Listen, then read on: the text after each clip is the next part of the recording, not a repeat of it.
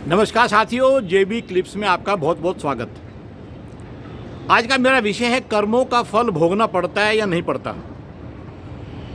इस बारे में मैं ये कहूँगा कि जब हम पूजा प्रार्थना करते हैं तो ऐसा कहते हैं कि प्रभु मोरे अवगुण चित्त न धरियो। हे प्रभु, हे परमपिता परमात्मा, हे वाहिगुरु, जिसको भी हम मानते हैं, मेरे जो अवगुण है ना, उनको आप अपने चित्त में ना धरियो। हो सकता है क्योंकि हम इंसान हैं, देवता तो है नहीं, तो हमें कोई ना कोई ऐसा अवगुण हो सकता है जो शायद हमारे में नहीं होना चाहिए। तो कृपया करके आप हमारे जो गुण हैं ना, उनको तो अपने चित्त में रखो। मतलब ऐसा मान लो कि अभी अगर मुझ में कोई ऐसी चीज़ है जो आपको पसंद नहीं है, मैं कोशिश करूँगा कि ऐसा ना होने पाए, लेकिन फिर भी अगर जाने अनजाने में इसी प्रकार से कोई पाप हैं। कई बार क्या होता है कि अनजान और अनजान, एक जानना और एक अनजानापन, इसमें दोनों तरीके से कोई ना कोई पाप हो जाता है।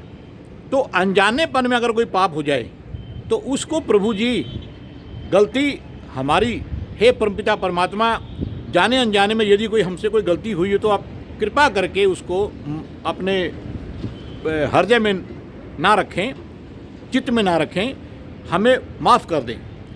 और उस माफ़ी का मतलब फिर ये होगा कि हो सकता है कि भाई वो हमको, जो हमारी जो डायरी बनी होती है, ऐसा कहा जाता है कि उसमें से उसको काट देगा, डिलीट मार देगा। भी चलो कोई बात नहीं। कई बारी संसद में भी आपने देखा होगा कि जो सभापति हैं वो ये बोल देते हैं कि इनकी इस बात को हम अपने यहाँ पे रिकॉर्ड में नहीं रखेंगे, और जो रिकॉर्डिस्ट जो वहाँ पे बैठे होते हैं वो उसको फटाफट से काट देते हैं, तो डिलीट मार देते हैं। इसी प्रकार से प्रभु मोरे अवगुण चितना धरियो के साथ में ये होता है कि पाप और पुण्य का जो अगर लेखा जोखा उनके पास में है, तो जो अनजाने में, हाँ, जानबूझ के आपने कोई काम नहीं करना। अगर जानबूझ के किया है तो फिर आप उसको माफ़ी मांगने के हकदार भी नहीं हैं, और हकदार अगर हैं तो माफ़ी हो सकता है मिले ना मिले, वो उनकी मर्जी है, परमपिता परमात्मा की, भगवान की, वाहिगुरु की, जिनकी भी आप वो मानते हैं।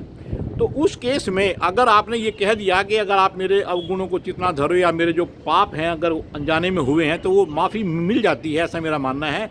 लेकिन जानबूझ के किए हुए पाप जो कर्म हैं, अब इसमें मैं एक दो बातें कहूँगा। जैसे जाने में, यानी जानबूझकर या अनजाने में, अगर आपने आग को छू लिया तो आपका हाथ या पल्लू जो भी कुछ आग की लपेट में आया वो जलेगा ही जलेगा।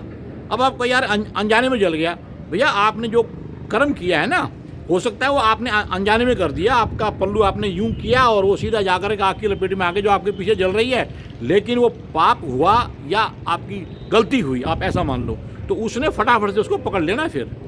तो इसी प्रकार से आपको फल उसका हाथ का मिल गया। कोयला है, अगर वो आपने सुलगता हुआ लिया तो वो हाथ जलाएगा, और अगर वो ठंडा है तो फिर वो हाथ पे आपके कालिक छोड़ देगा, कालापन छोड़ देगा।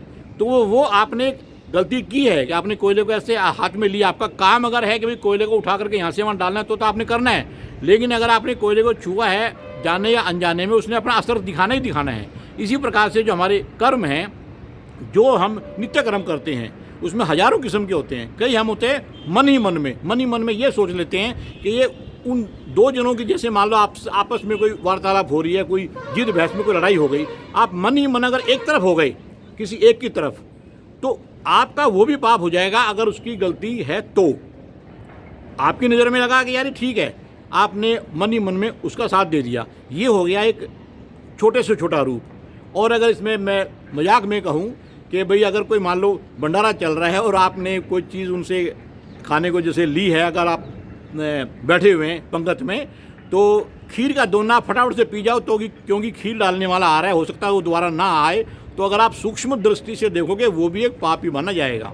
तो ये छोटे मोटे तो खैर ये तो एक मजाक की बात थी। अदरवाइज़ अगर आप कोई पाप करते हैं तो जानबूझकर कोई भी पाप अगर आप करेंगे तो उसका हो सकता है कि आपको फल बहुत जल्दी मिले या बाद में भी उसके एक बड़े रूप में मिले, लेकिन वो मिलेगा जरूर। तो कर्मों का फल आपको भोगना है। इसलिए जाने अनजाने में दो तरह के जो पाप होते हैं, अनजाने को तो आप माफ़ी के लिए लायक हैं क्योंकि आपने जानबूझकर नहीं किया, और जानबूझकर अगर किया है तो आपको भुगतना ही पड़ेगा, आपको उसका पश्चाताप करना ही चाहिए। नमस्कार, जय श्री राम।